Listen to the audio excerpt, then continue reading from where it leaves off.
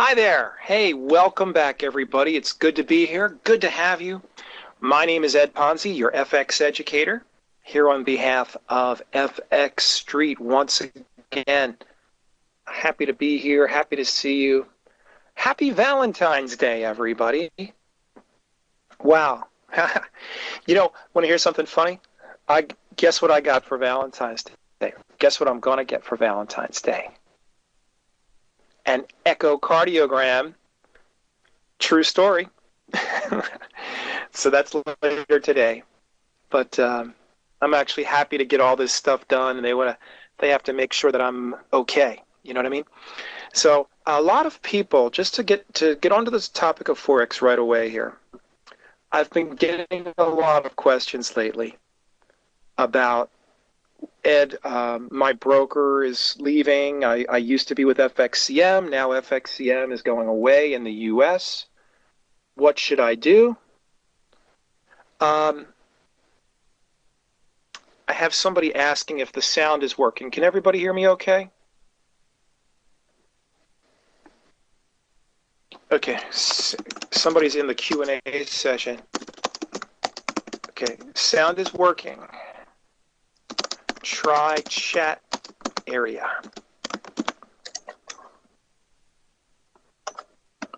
They're in the Q&A area. I don't know if that has anything to do with it or not.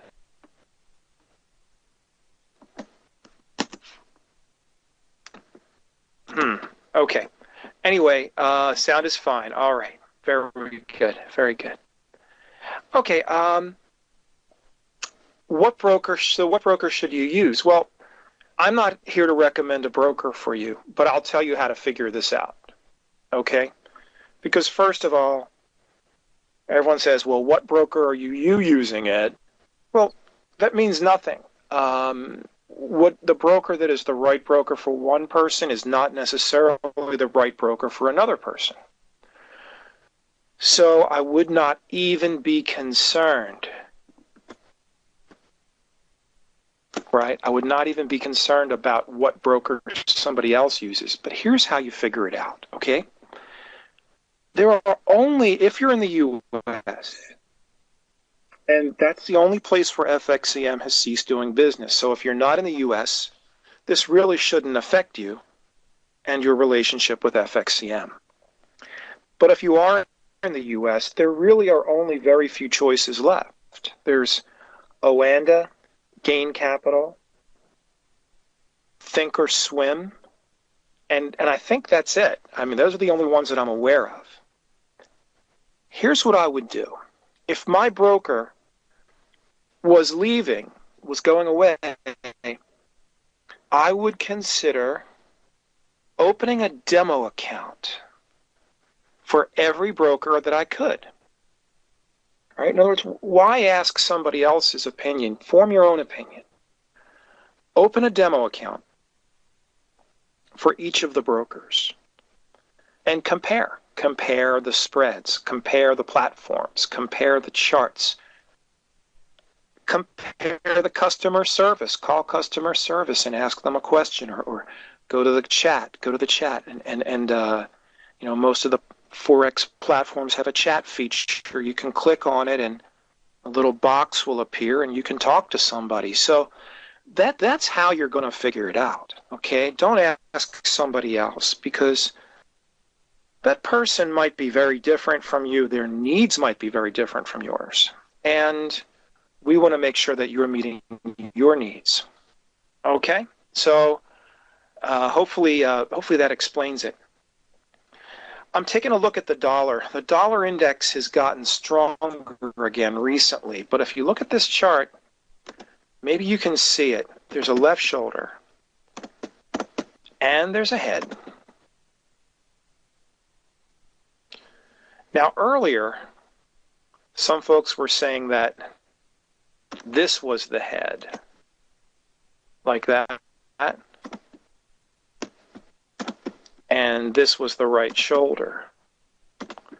What I'm beginning to believe now is that this is the head. The head is bigger, like that. Okay, does that make a little more sense? And perhaps this is going to become the right shoulder. We can't, who knows? We can't predict, but it's certainly halfway there. And if you look at it that way, it still potentially has some downside. But I think you see this big red candle. We break to a new low there, and that's the exact point where people are going to get short because that's where the neckline is breaking. Well, now I think we have to put the neckline here, or perhaps even here. Okay, and so there we go. Right, so there it is. Aesthetically speaking, you could still have a head and shoulders on the dollar, but the dollar has been pretty strong the last couple of weeks. And we've gone back up over 100. We just poked our head under 100 on the dollar index for a short time. Now we're back up to 101. But we look for symmetry. This is the left shoulder, goes up to close to 102. So this could continue to rise. By no stretch am I saying that this is definitely it. But we're going to find out soon enough. Okay, but that very well could be a very big head and shoulders. And again, we define it by what precedes it. And what precedes it, here, let's go back to the original scale. What precedes it is a pretty big rally in the dollar index. And this pattern's becoming bigger. The bigger the patterns become, the more powerful they tend to become. This is really important to understand. People pull up a little tiny head and shoulders on a 5-minute chart and they try to place a trade. And don't you know you're the only one who sees it? Maybe you and one other person are the only two people who see that, okay? So it's not going to work. A lot of these patterns are self-fulfilling. What does that mean? Well, it means that we see it and we know we're supposed to sell, and there's a certain group that begins to sell, and this makes the pattern work. This helps the pattern to work. So patterns that are huge and form over a large space, patterns that are hard to miss, tend to work better than one that you found with a magnifying glass on a 5-minute chart, right? Because why do these things work? It's not only self-fulfilling. This is an uptrend, right? This is a high point, higher high. I'm going to skip a few, but you get the idea. Higher high, higher high. And then this is a lower high. A head and shoulders is the point. Let's put in the lows. High and low. Sounds like an Aha song. Right. Hunting high and low. Higher low. That should be higher low also. There you go. Higher low. So it's higher highs and higher lows, and then it becomes lower highs and lower lows. And the point where an uptrend becomes a downtrend is a head and shoulders. And the point where a downtrend becomes an uptrend is an inverse head and shoulders. So they're all defined by what precedes them. But if this is going to go down, then almost certainly euro is going to go higher. The thing that's hard to believe about that is that the euro has been tremendously weak. And you can see there is no correlation here. This to me is fascinating. Let's compare. On a long-term scale, FXE, this is the euro, and we're going to insert UUP. Right, so it's going to be the euro on top and the dollar on the bottom. What do you see? It's like a Rorschach test, isn't it?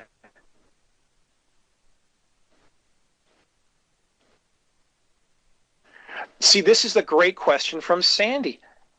is Euro USD forming an inverted inverted head and shoulders? Look at that relationship, right? Very much an inverse. Look at this. And it goes on. The farther back I go, the stronger it is. So logic would say that if the dollar is forming a head and shoulders, then Sandy would be correct. Euro should be forming an inverse head and shoulders. Except I'm not sure that it is.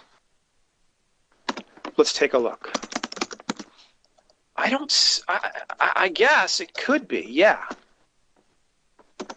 It's a little tougher to see, but it's there. Sandy's correct. This appears to be attempting to form an inverse head and shoulders. Here's the problem I have with this.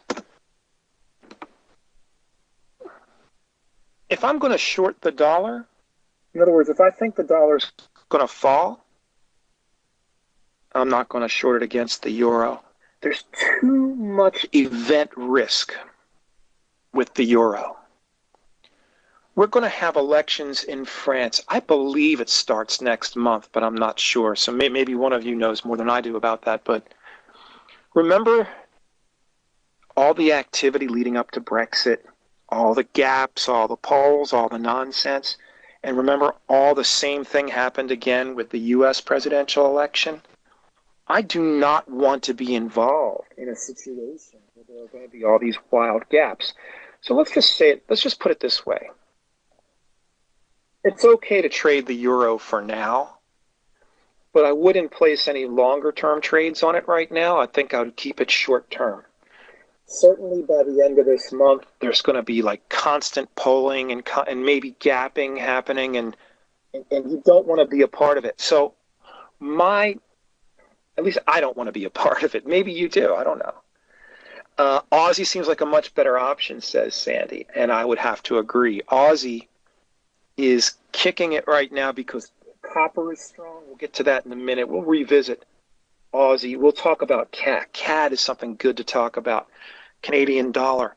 But I think Sandy's correct. This could be an inverse head and shoulders, but there's going to be a lot of gapping. And particularly, I think, on weekends, you'll see polls come out over the weekend, and then you'll see the euro gap up or down based on a poll as we get closer and closer to the elections. So all I'm saying right now is I am probably not going to hold euro through any weekends. Okay, it's all right to trade euro, but I sincerely doubt that I will hold it through a weekend. Sound good? Okay. All right, that's where we stand. Okay. Let's move on. New Zealand we're going to talk about CAD in a minute, but New Zealand we haven't discussed either. New Zealand also appears to be forming an inverted head and shoulders, but this one, it's not preceded by a big sell-off. On the other hand, this downdraft in New Zealand dollar seems less pronounced than this downdraft in euro, at least by my eyeball, the way I look at it. Right? So this could be good. I think New Zealand has potential. When I look at something like this, I start to think about Fibonacci. Because everybody sees this beautiful trend. They're going, where do I buy? Well, we are very, very close. Let's see if I can get it right on the button there. We're very, very close to the 38.2 as we speak. So it might not be a terrible buy right here, but I think I'd rather buy it a little bit lower. Look at this. You've got the 50% here, but there's more support. There's support right on the 50%. Now, some people are going to look at this chart and they're going to say, Ed, that's a bounce off of the 50%. Let me ask you a question. If you were telling me this is a bounce off of the 50% fib, is that an accurate statement or an inaccurate statement?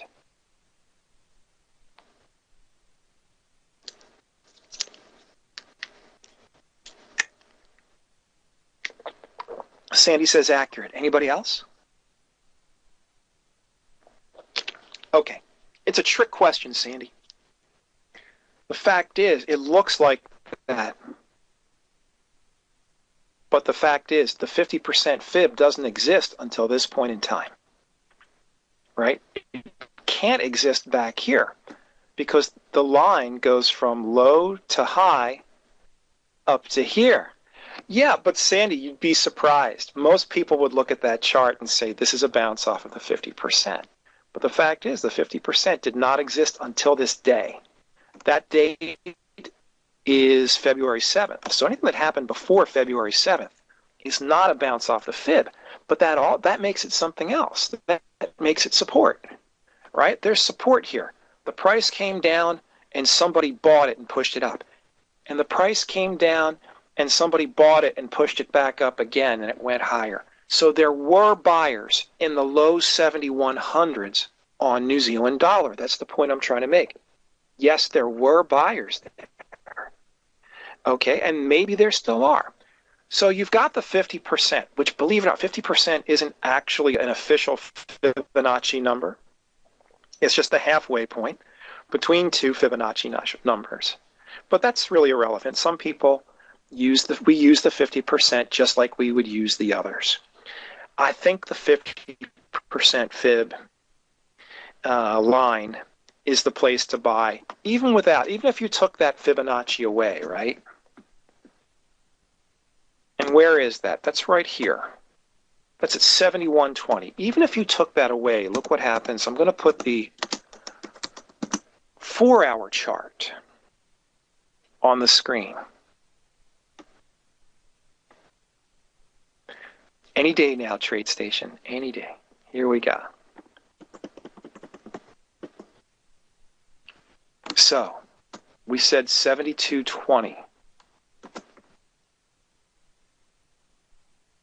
That's right around here. There it is. You can see it. Yeah, let me put it right on 7220. There you go.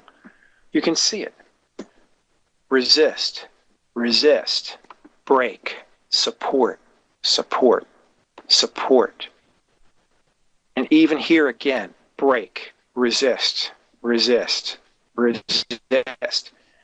On the lower time frame, I think you can see it really clearly. 7220 becomes a very important number for the New Zealand dollar. It really becomes,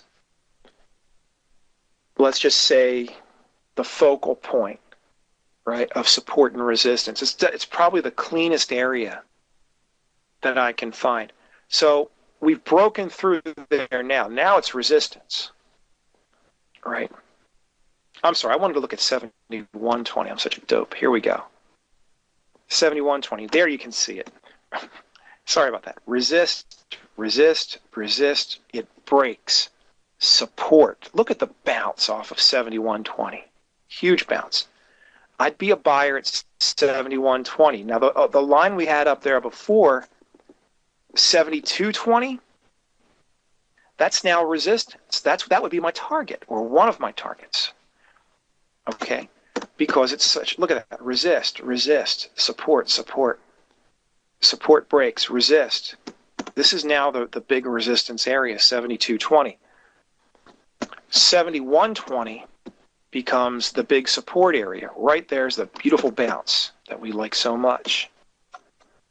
And so there's 100 pips to play with in there, right? There's 100 pips room to operate. And so I'm looking for New Zealand to come down a little bit. Now, what's a catalyst that could cause that to happen? Today's a Tuesday. That's your hint. What happens every other Tuesday in New Zealand? Does anybody know? If you've been in this room a lot, you're probably aware of this. What happens every other dairy auction, says Sandy. Dairy auction. Exactly.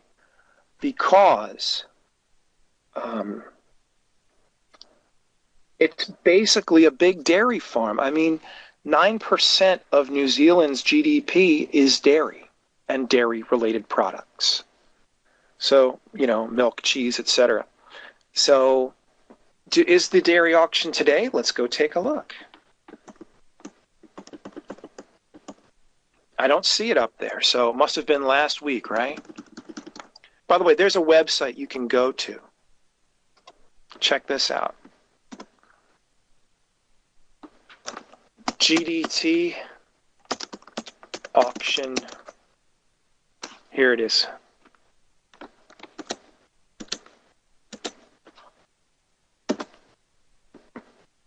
GDT events schedule.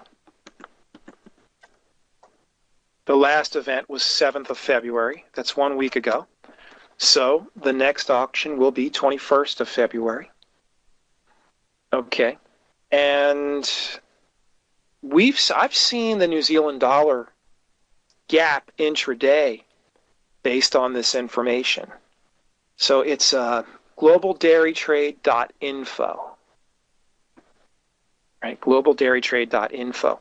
And the price index is what they key on. This is the headline number. So if the headline number is up a lot, you might see New Zealand dollar gap up. If it's down a lot, you might see New Zealand dollar gap down. And if it's very little change, then, well, you'll probably see very little change. Alrighty, let's move on. I wanted to get to all of your questions. I may have missed one or two. Let's get back to the charts.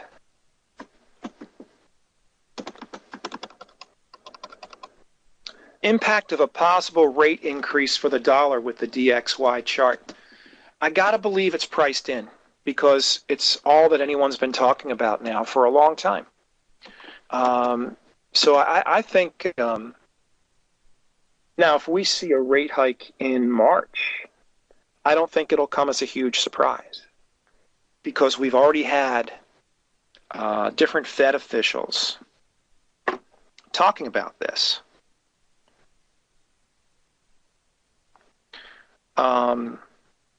Here you go. March rate hike Fed. There was one speaker, I think it was yesterday, all right? And Kaplan. It was Kaplan yesterday. Kaplan said rate hike sooner rather than later. And that's the Dallas Fed president, so he's new. He wants higher rates. And so sooner than later could mean March. And I think the market has already taken this into consideration. I think it's already, I mean, today, look at the futures. S&P futures are flat, right? The market there's no reaction to this. The market, I think, kind of expects it. I think the dollar expects it. I think stocks expect it. So I don't think there's going to be a big reaction. What I would watch out for today, and watch very carefully, is Yellen. Come with me to the FX Street Economic Calendar. By the way, we're getting producer price index figures in 2 minutes. This could also influence the Fed. The higher the inflation rate, the more likely that that the Fed will raise rates. So, we'll keep an eye on that. But this is what everybody should watch. This is 1.5 hours from now. So it's Yellen will be speaking, and she'll be speaking in Washington in front of the nation's politicians. Okay? And so there we have it. That's a very, very big deal. I'm going to put the Euro USD currency pair up. We're going to go to a 1-minute chart.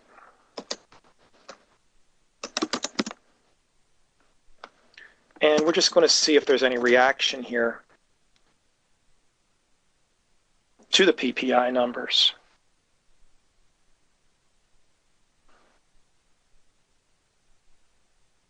bear with me. They should be hitting momentarily.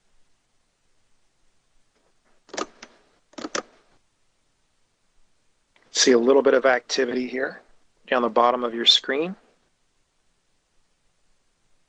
So you would think a strong number would mean stronger dollar.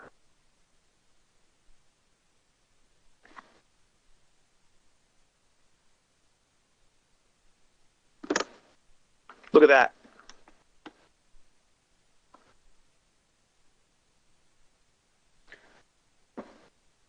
Producer price index.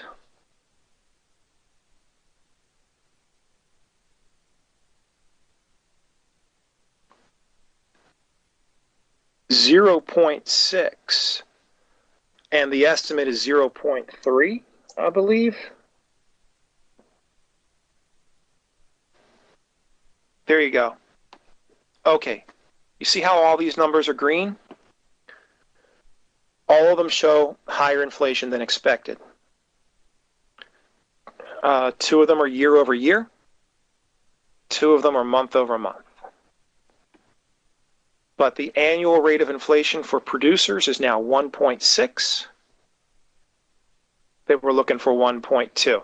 I'm sorry, they were looking for 1.5. You take out food and energy, producer prices rising at 1.2. They were looking for 1.1. Month over month, there was a big increase. This is a larger than normal increase. You're expecting 0.3, you get 0.6. That's the highest increase in producer prices I've seen in a little while. So this could be, I'm not saying this would necessarily influence the Fed, because the Fed has their own set of data. And so I'm not saying this is necessarily going to put it, but I don't think they would ignore it either. And I think this, you could make the argument, this makes it a little bit more likely that the Fed will raise rates. We're seeing inflation pop up everywhere. So we'll go to a 5-minute chart here. So we're seeing little bits and pieces of inflation everywhere, right? Rent prices have moved up significantly in some parts of the U.S. A big exception is New York City. It sure seems as if there's an excess of luxury property on New York City, and prices are starting to come down. Rental prices are actually starting to drop a little bit. But that's the only place that I'm aware of. Anywhere else, it seems to be going higher. And not a huge move, but I think you'd have to say that this entire event makes it a little bit more likely that Janet Yellen and the Fed are going to raise interest rates when they meet, and they are going to meet in March. So it's a month away. There's still plenty of data to come. Keep in mind, right, that inflation, it's, all countries really want to see inflation. Europe wants to see it. Britain wants 2%. Europe wants 2%. Everybody wants 2% inflation. And really right now, nobody's getting it. Unless Venezuela is, obviously, but that's a whole different story. All right, there's still plenty to discuss. But if you're leaving me now, and I don't see you during the second set, just be aware, 1.5 hours from now, Yellen's speech will be released, and we could see a pretty wild move in the Forex market. So be very, very aware of that. And that's it for this session. When we come back at the top of the hour, we'll discuss the Canadian dollar. I'll answer more of your questions, and we'll look at some charts. So I hope you'll come back. It's been a pleasure speaking to you. This is Ed Ponsi. Thank you for listening here on FX Street.